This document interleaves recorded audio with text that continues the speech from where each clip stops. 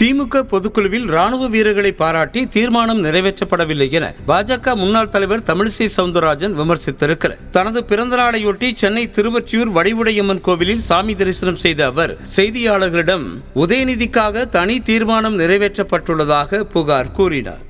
திசை மாறி போய்கொண்டிருக்கிறது தமிழக அரசு. அது மட்டுமல்ல, மதுரையில ஒரு கூட்டம் கூட்டி எதிர்க்கட்சி தலைவர்களை எல்லாம் கோமாளிகள் அப்படின்னு சொல்லி இருக்கிறார்கள்.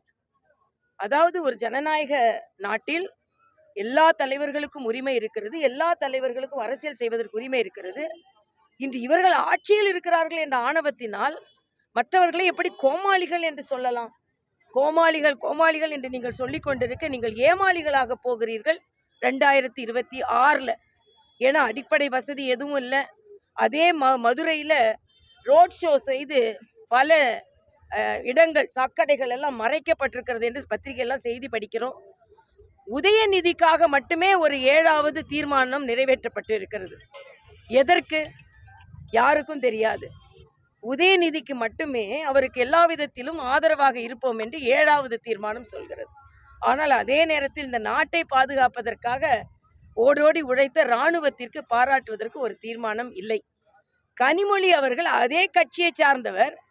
உலகம் முழுவதும் நமது பாரத பிரதமரின் ஆதரவினால் சென்று இந்த ஆபரேஷன் சிந்தூர் என்பது தீவிரவாத தாக்குதலுக்கு எதிராக நம் பாரதம் செய்த மிகப்பெரிய தீவிரவாதத்தை மட்டுமே நோக்கி அதே சமயத்தில் மக்களை பாதுகாக்கின்ற ஒரு மிகப்பெரிய உலகிற்கே வழிகாட்டிய ஒரு தாக்குதல் என்று சொல்லிக் கொண்டிருக்கிறார். அவர்கள் கட்சி தலைவி உலகமெல்லாம் கொண்டு செல்லும் வாய்ப்பை பெற்றும் கூட அந்த கட்சி மதுரையில் ஒரு மாநாடு நடக்கும் பொழுது ஆபரேஷன் சிந்தூரை பற்றி எதுவுமே சொல்லவில்லை என்றால் எல்லாவற்றையும் அவர்கள் அரசியலாக்குகிறார்கள் என்பதை மக்கள் புரிந்திருக்கிறார்கள். அதனால் இன்று மக்கள் நன்றாக புரிந்திருக்கிறார்கள். ஆட்சியே நடக்கவில்லை. திராவிட மாடலா விளம்பர மாடலா என்று தான் நாம் கேட்க வேண்டிய அளவிற்கு இந்த ஆட்சி நடந்து கொண்டிருக்கிறது என்பது வேதனை. மக்களுக்காக நாங்கள் எங்களது பணி தொடரும். அவர்கள் கொண்டாடுகிறார்கள். நான் கேட்கிறேன், ஒரு தீர்ப்புக்கு நீங்கள் சொந்தம் கொண்டாடினீர்கள் என்றால் இந்த குற்றத்திற்கு யார் சொந்தம் கொண்டாடுவது? 5 மாதத்தில் அவசர அவசரமாக வழக்கு முடிக்கப்பட்டிருந்தாலும் கூட ஒரே ஒருவர் தான் குற்றவாளி என்று பதியப்பட்டிருக்கிறார். ஞானசேகரன் மட்டுமே குற்றவாளி என்றால் கூட யாருமே இல்லையா? யார் அந்த சார் என்ற கேள்வி இன்னுமே விடை தெரியாமல் சுற்றி கொண்டேதான் இருக்கிறது. ஆக இது மிக கவலை அளிக்கக்கூடிய ஒன்றாக இருக்கிறது. குறிப்பாக பெண்களுக்கு கவலை அளிக்கக்கூடிய ஒன்றாக இருக்கிறது. அரக்கோணத்தில் ஒரு பெண் கூக்குரலிட்டு கொண்டிருக்கிறாள், அவளுக்கு நியாயம் கிடைக்கவில்லை. அண்ணா பல்கலைக்கழகத்தில் உள்ள பெண்ணே சொன்னார், ஒரு பெண்களை விருந்துக்கு அழைக்கும் அளவிற்கு மோசமான ஒரு சூழ்நிலை இருக்கிறது, யார் அந்த சார் என்று கேட்டால் அதற்கும் பதில் இல்லை. அதனால் எல்லோரும் எச்சரிக்கையாக இருக்க வேண்டிய சூழ்நிலையில் இருக்கிறோம். 2026 பொதுமக்கள் இதற்கு பதில் சொல்வார்கள் என்று நான் நினைக்கிறேன். கொரோனா பரவுவதை நாமெல்லாம் மிகுந்த எச்சரிக்கையோடு எதிர்கொள்ள வேண்டும். மிக அதிகமாக கூட்டம் இருக்கின்ற இடங்களில் சளி காய்ச்சல் உள்ளவர்கள் முகக்கவசத்தோடு வர வேண்டும் என்று நான் கேட்டுக்கொள்கிறேன். எச்சரிக்கையோடு இருக்க வேண்டும். சின்ன அறிகுறி வந்தாலும் மருத்துவமனைக்கு சென்று விடுவது நல்லது. எதையும் மறைக்காமல், அரசாங்கமும் சரி பொதுமக்களும் சரி, அறிகுறிகளை மறைக்காமல் இருந்தால் நல்லது.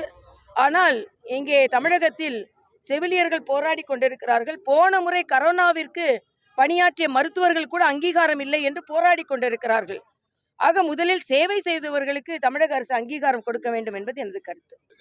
ஆட்சியே தலைகீழா நடந்துகிட்டு இருக்குப்பா. இப்போ ஆட்சியே தலைகீழா நடந்துகிட்டு இருக்கு. டாஸ்மாக்ல எல்லாரும் தலைகீழா பார்த்துக்கிட்டு இருக்காங்க. அதனால தலைகீழா ஏற்றியது மிக மிக மிக தவறு. குழந்தைகளை காக்க வைத்திருக்கிறாங்க, தலைகீழா ஏற்றி இருக்கிறாங்க. இதுல என்னன்னா, திராவிட முன்னேற்ற கழகத்தை சார்ந்தவர்கள் என்ன தவறு செய்தாலும் எதுவுமே அவங்க பதில் சொல்ல மாட்டாங்க. இதே இது வேறு மாநிலத்திலோ வேறு கட்சியை சார்ந்தவர்களோ சொல்லிட்டாங்கன்னா, செய்துட்டாங்கன்னா உடனே கட்டுரை வரும், அறிக்கைகள் வரும், ட்வீட் வரும். வட இந்தியாவில் உள்ள தலைவர்களை எல்லாம் கூட ஆதரவுக்கு கூப்பிடுவார்கள். ஆனால் இன்று தலைகீழல் கொடியேற்றியது, ஆட்சியே தலைகீழாக நடந்து கொண்டிருப்பதை ஒரு அமைச்சர் வெளிப்படுத்தி இருக்கிறார் என்றுதான். ஆனால் தேசிய கொடி தலைகீழாக ஏற்றப்பட்டதற்கு நான் மிகுந்த மன வருத்தத்தை நான் பதிவு செய்கிறேன். செய்திகளை உடனுக்குடனும் துல்லியமாகவும் தெரிந்து கொள்ள சப்ஸ்கிரைப் பண்ணுங்க.